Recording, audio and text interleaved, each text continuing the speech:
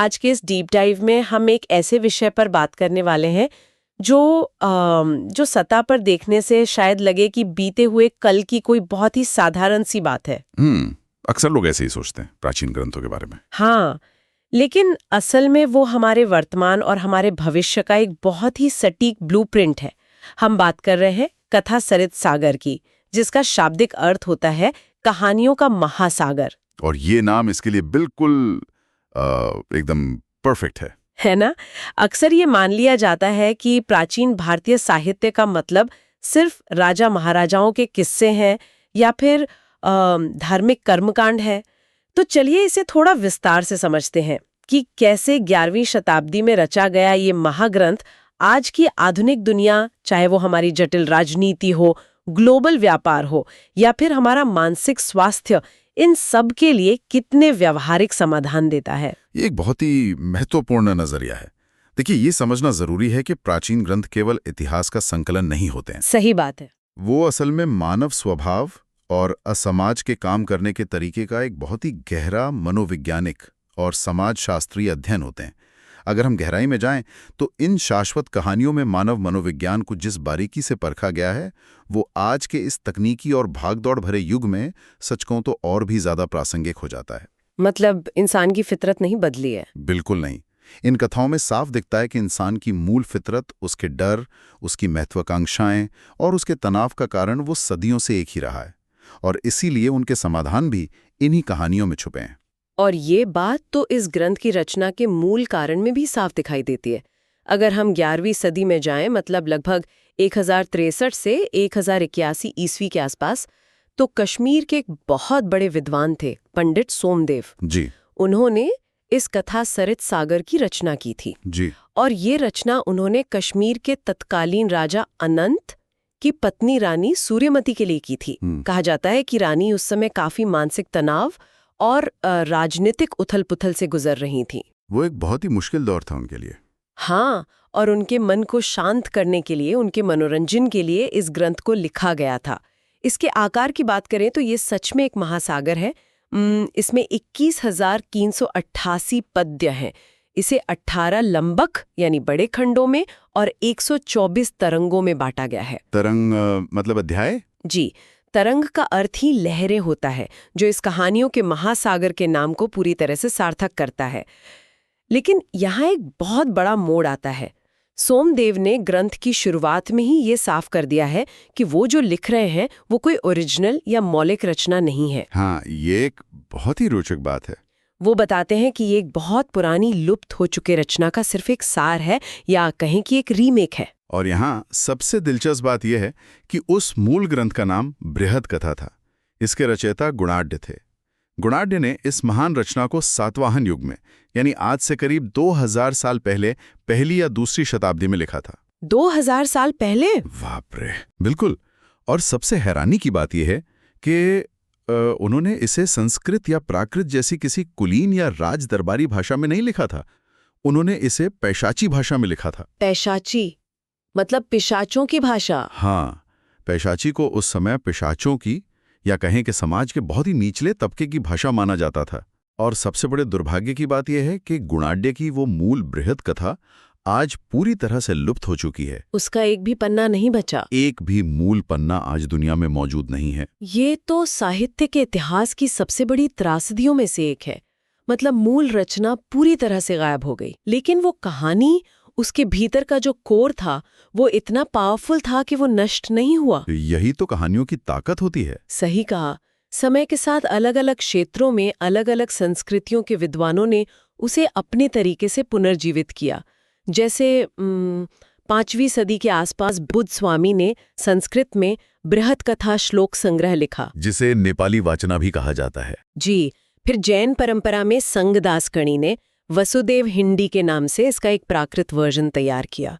उसके बाद कश्मीर में ही क्षेमेंद्र नाम के विद्वान ने बृहद कथा मंजरी लिखी और अंत में सोमदेव का कथा सरित सागर सामने आया। ये देखना अपने आप में अद्भुत है कि एक ही मूल कथा कैसे अलग अलग समय के हिसाब से नए साँचों में ढलती गई। अगर हम इसे बड़ी तस्वीर से जोड़कर देखें तो ये सिर्फ एक कहानी के अलग अलग रूपांतरणों की बात नहीं है। ये असल में प्राचीन काल में विचारों और संस्कृतियों के आदान प्रदान का मतलब एक तरह से प्राचीन ग्लोबलाइजेशन का एक जीता जागता प्रमाण है। ग्लोबलाइजेशन, वो भी उस जमाने में? बिल्कुल। जिस दौर में पहली बृहद कथा लिखी गई और फिर जैसे जैसे उसका विस्तार हुआ, वो कालखंड भारतीय इतिहास में व्यापारिक गतिविधियों के एकदम चरम का समय था। सातवाहन काल के व्यापारी, जिन्हें सार्थवाह कहा जाता था, और महान नाविक जल और थल मार्गों पर लगातार लंबी और जोखिम भरी यात्राएं कर रहे थे। और उनका नेटवर्क तो बहुत बड़ा था, है ना? पूर्व से लेकर पश्चिम तक फैला हुआ था। उन लंबी यात्राओं में रेगिस्तानों को पार करते हुए या समुद्र की लहरों के बीच हफ्तों तक सफर करते हुए ये कहानियां एक से दूसरे व्यक्ति तक पहुंचती थीं। और मुझे लगता है कि वे कहानियां सिर्फ मनोरंजन के लिए नहीं गढ़ी गई थीं। वे असल में उन प्राचीन उद्यमियों और नाविकों के यात्रा अनुभवों का और उनके भौगोलिक ज्ञान का एक पूरा दस्तावेज थीं। सही कहा आपने। कथा सरित सागर और उससे जुड़े ग्रंथों में उन विशिष्ट स्थानों के नाम पूरी स्पष्टता के साथ दर्ज हैं जहां ये व्यापारी जाया करते थे। जैसे नारिकेल द्वीप, जो आज का निकोबार द्वीप समूह है, जहां नारियल बहुत मिलते थे। सुवर्ण द्वीप, जिसे आज हम सुमात्रा कहते हैं। और कटाह द्वीप भी। हाँ, कटाह द्वीप जो आज के मलेशिया का केडा क्षेत्र है। करपूर द्वीप यानी इंडोनेशिया का बोरोस क्षेत्र, जो अपने कपूर के व्यापार के लिए पूरी दुनिया में मशहूर था। और तो और श्वेत द्वीप का भी जिक्र मिलता है, जिसे आज कैस्पियन सागर के रूप में पहचाना जाता है। जी। ये कल्पना करना भी रोमांचक लगता है कि उस समय लोग बिना किसी जीपीएस या आधुनिक नेविगेशन के कितनी दूर दूर तक जा रहे थे और अपने अनुभवों को कहानियों के रूप में सहेज रहे थे। बिल्कुल। और ये जो प्राचीन वैश्वीकरण था, इसने एक बहुत ही गहरी उद्यमशील मानसिकता को जन्म दिया। मतलब ये कहानियां केवल भूगोल नहीं सिखा रही थीं। तो और क्या सिखा रही थीं? वो आने वाली पीढ़ियों को ये सिखा रही थीं कि बिना बड़ा जोखिम उठाए बड़ी सफलता नहीं मिलती। एक बौद्ध ग्रंथ है दिव्यावदान। हाँ। उसमें एक बहुत ही सटीक और दार्शनिक बात कही गई है जो इसी मानसिकता को दिखाती है। अच्छा, उसमें क्या कहा गया है? उसमें कहा गया है कि महासमुद्र की यात्रा किए बिना किनारे पर बैठकर धन कमाने की आशा करना ऐसा है जैसे कोई ओस की बूंदों को इकट्ठा करके अपना घड़ा भरने की कोशिश कर रहा हो। अरे वाह, ओस की बूंदों से घड़ा भरना, ये उपमा अपने आप में कितनी गहरी है। मतलब किनारे पर बैठकर सुरक्षित जीवन जीने से बुनियादी जरूरतें तो शायद पूरी हो जाए, लेकिन अगर अपार संपत्ति या बड़ी सफलता चाहिए तो आपको गहरे समुद्र में उतरना ही होगा। जोखिम तो लेना ही पड़ेगा। आज के आधुनिक दुनिया में जिसे हम रिस्क टेकिंग कहते हैं, वो इन कहानियों के मूल में सदियों पहले से मौजूद था। और यही व्यापारिक और उद्यमशील सोच इन कहानियों के नायकों के जीवन में भी साफ दिखाई देती है। जैसे मूल बृहद कथा का जो मुख्य नायक था नरवाहन दत्त, जो राजा उदयन का पुत्र था। उसकी यात्राओं का विवरण बहुत ही रणनीतिक है। रणनीतिक कैसे? उसकी हर बड़ी यात्रा अक्सर एक नए विवाह पर जाकर समाप्त होती थी।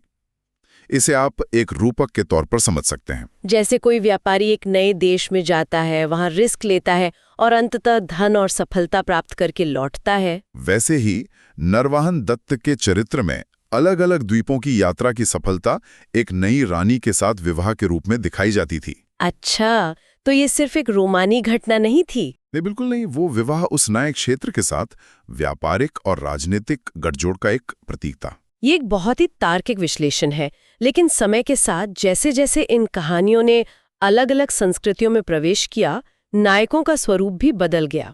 हाँ, जैन परंपरा में ये बदलाव बहुत स्पष्ट है। जी, जैन परंपरा की वसुदेव हिंडी में नरवाहन दत्त की जगह कहानी के नायक बन गए वसुदेव, जो भगवान कृष्ण के पिता थे। और यहीं पर इस पूरी कथा का रुख भौतिक सफलता से मुड़कर एक बहुत ही गहरे दार्शनिक और मनोवैज्ञानिक विमर्श की तरफ चला जाता है।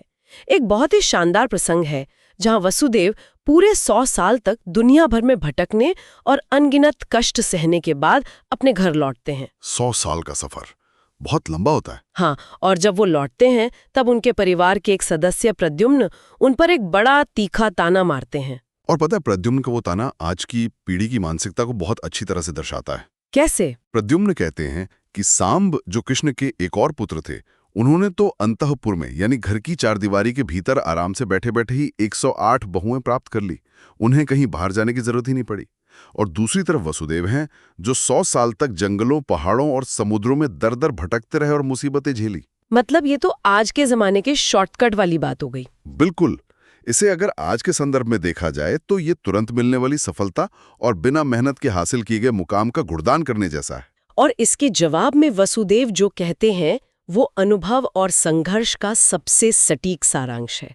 वसुदेव जवाब देते हैं कि सांप तो कुएं का मेंढक है। कुएं का मेंढक, बहुत सही। उसे जो बिना मेहनत के मिल गया वो उसी में संतुष्ट हो गया, क्योंकि इसने बाहरी दुनिया की विशालता देखी ही नहीं है।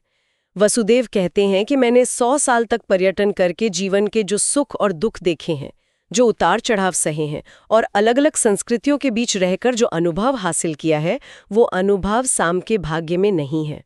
आसानी से मिली सफलता शायद सुख दे सकती है, लेकिन संघर्ष से जो ज्ञान मिलता है उसका कोई मोल नहीं है। ये संवाद हमारी आज की इंस्टेंट ग्रेटिफिकेशन वाली संस्कृति के लिए एक सीधा आईना है, जहां हर कोई तुरंत परिणाम चाहता है। ये कहानी हमें बताती है कि असली दौलत केवल पैसा या सफलता नहीं है, बल्कि वो अनुभव है जो हमें हमारी यात्रा से मिलता है। लेकिन देखिए, जब हम इन कहानियों के निर्माण की बात करते हैं तो हमें उस सबसे नाटकीय प्रसंग की ओर भी जाना चाहिए जो इस ग्रंथ की उत्पत्ति से जुड़ा है। वो तो मेरा पसंदीदा हिस्सा है। गुणाढ्य की मूल बृहद कथा का जन्म और फिर उसका नष्ट होना, एक कला, सत्ता और मानवीय संघर्ष की एक बहुत ही हृदय विदारक गाथा है। सच में ये प्रसंग किसी भी महाकाव्य से कम नहीं है। यहाँ बात सच में बहुत दिलचस्प हो जाती है। कथा सरित सागर में इस कहानी की शुरुआत धरती से नहीं होती, बल्कि सीधे स्वर्ग से होती है। ऐसा कहा जाता है कि एक बार शिवजी माता पार्वती को एकांत में कुछ अत्यंत रहस्यमयी कहानियां सुना रहे थे।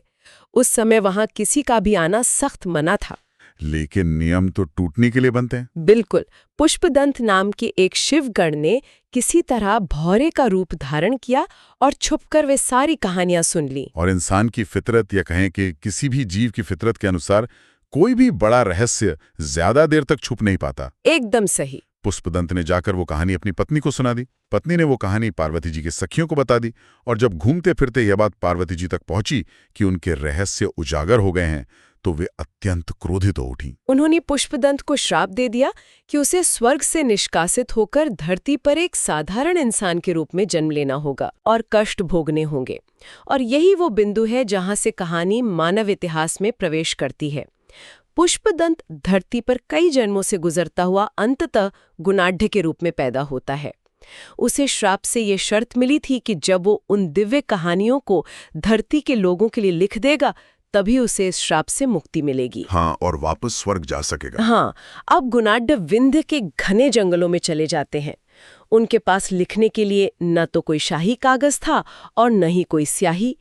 तब उन्होंने पेड़ की पत्तियों को इकट्ठा किया और अपने ही खून को स्याही बनाकर उन कहानियों को पैशाची भाषा में लिखना शुरू किया। ये बताया जाता है कि उन्होंने इस तरह खून से 7 बृहद कथाओं की रचना की। अपने खून से लिखना ये एक कला के प्रति समर्पण की पराकाष्ठा है, और पैशाची भाषा का चुनाव भी बहुत प्रतीकात्मक है। वो कैसे? वो कोई दरबारी भाषा नहीं थी। वो आम लोगों की और समाज के सबसे निचले वर्ग की भाषा मानी जाती थी। जब गुणाढ्य जंगल में बैठकर अपनी उन कहानियों का पाठ कर रहे थे, तो कहा जाता है कि जंगल के जानवर तक अपना चारा चरना भूलकर पूरी तरह से मंत्रमुग्ध होकर उन कहानियों को सुन रहे थे। कला में सच में इतनी शक्ति थी। बिल्कुल, उसने हिंसक पशुओं को भी शांत कर दिया था। लेकिन जब ये कला सत्ता के सामने पहुंची तो इसका क्या हश्र हुआ, ये देखना बहुत दुखद है। जब गुणाढ्य ने अपने शिष्यों के माध्यम से अपनी उस महान रचना को तत्कालीन राजा सातवाहन के दरबार में भेजा, इस उम्मीद के साथ कि राजा इसका सम्मान करेंगे, तो राजा ने उसे पूरी तरह से ठुकरा दिया। राजा को उसकी महानता समझ ही नहीं आई। उन्हें उसकी भाषा से आपत्ति थी।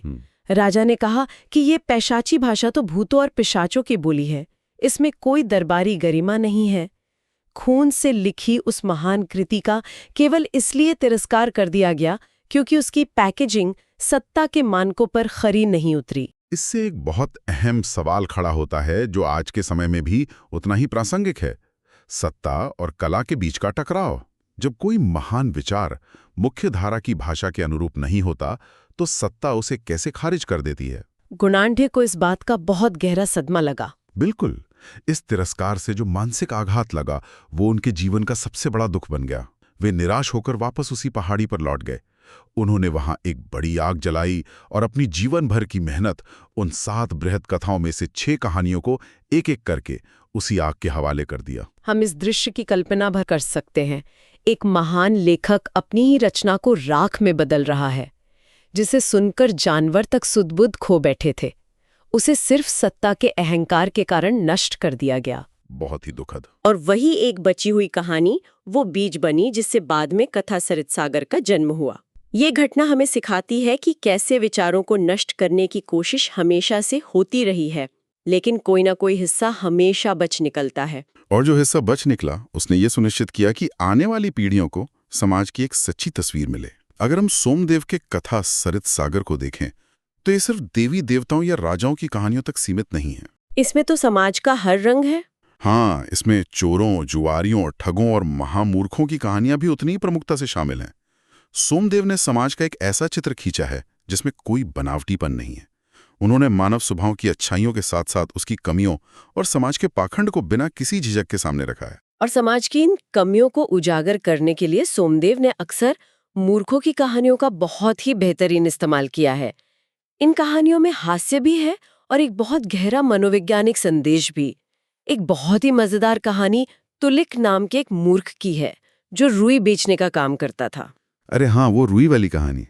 एक बार वो अपनी बहुत ही मैली कुचैली और गंदी रुई लेकर बाजार में बेचने जाता है। जाहिर है रुई इतनी गंदी थी कि कोई भी ग्राहक उसे खरीदने के लिए तैयार नहीं था।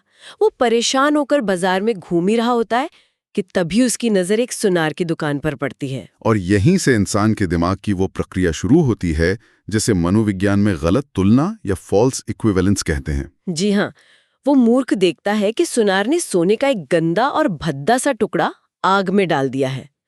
आग में तपने के बाद जब वो सोना बाहर आता है तो वो एकदम शुद्ध और चमकदार हो जाता है और ग्राहक उसे तुरंत खरीद लेते हैं। ये देखकर उस रुई बेचने वाले के दिमाग में एक विचार आता है। वो सोचता है कि चीजों को साफ करने का ये तो बहुत ही अचूक तरीका है, बस उसे आग में डाल दो। बिना कुछ सोचे समझे वो अपनी सारी गंदी रुई को उठाता है और पास चल रही एक आग में फेंक देता है। नतीजा ये होता है कि पूरी रुई पल भर में जलकर राख हो जाती है और बाजार में खड़े सभी लोग उसकी इस मूर्खता पर जोर जोर से हंसने लगते हैं। देखिए, ये कहानी सतह पर एक बहुत ही साधारण सी हास्य कथा लगती है, लेकिन इसका मनोवैज्ञानिक संदेश बहुत ही गहरा है। सोमदेव बता रहे हैं कि दूसरों की सफलता के तरीकों को बिना अपनी प्रकृति समझे आग बंद करके कॉपी करना कितनी बड़ी मूर्खता है। सोने की अपनी एक अलग प्रकृति है, वो आग को सह सकता है और निखर सकता है।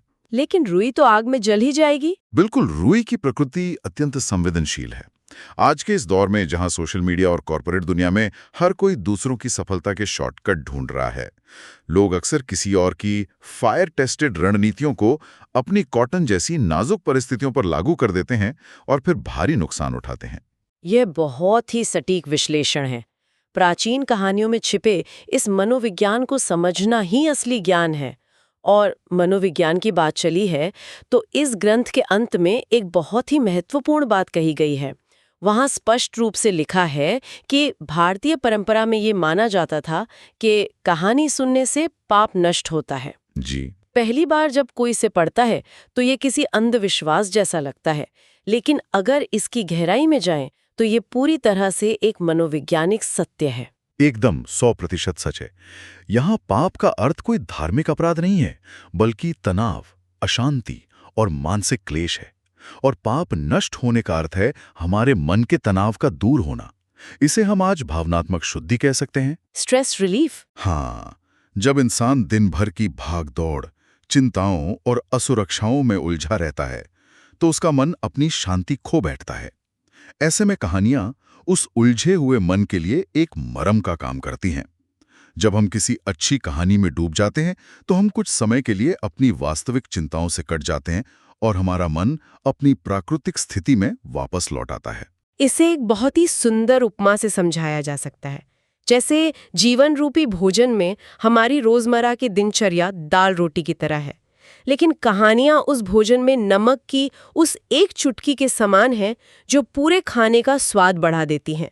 बहुत खूब कहा आपने। आज के समय में जब हम स्ट्रेस कम करने के लिए न जाने कितने पैसे खर्च करते हैं, तरह तरह की तकनीकें अपनाते हैं, तो ये 11वीं सदी का ग्रंथ हमें ये याद दिलाता है कि एक अच्छी कहानी में डूब जाना मानव सभ्यता का सबसे प्राचीन और शायद सबसे प्रभावी तरीका है अपने मन को शांत करने का। और यही वो कारण है कि हमें इन ग्रंथों को सिर्फ इतिहास की धूल भरी किताबें नहीं समझना चाहिए। ये मानव मनोविज्ञान के ऐसे ब्लूप्रिंट हैं जो हमें बताते हैं कि इंसान का दिमाग कैसे काम करता है, उसे सुकून कहाँ मिलता है और वो सत्ता या अपनी महत्वाकांक्षाओं के साथ कैसे तालमेल बिठाता है। इस पूरी चर्चा से ये स्पष्ट हो जाता है कि 11वीं सदी का ये कथा सरित सागर केवल एक साहित्यिक कृति नहीं है।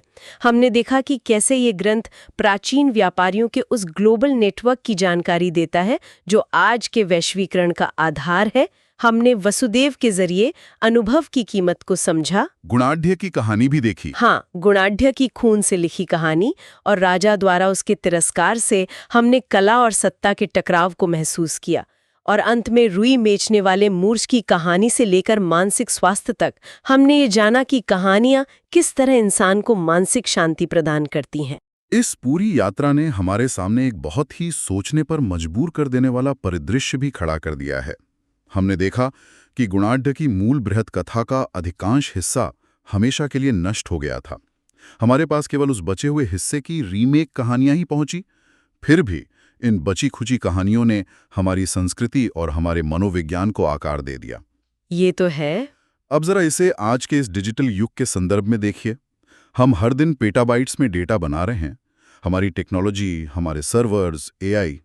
लेकिन अगर किसी कारणवश भविष्य में समय की मार से हमारी इस आधुनिक दुनिया का ज्यादातर डिजिटल डेटा नष्ट हो जाए, तो आने वाली पीढ़ियों तक हमारी सभ्यता का कौन सा हिस्सा बचेगा? ये एक डराने वाला सवाल है। क्या वे हमारे तकनीकी तरक्की के आंकड़े होंगे, या फिर वो हमारी यही मानवीय कहानियां होंगी, हमारे इंसानी जज्बातों की, हमारी असफलताओं और संघर्षों की?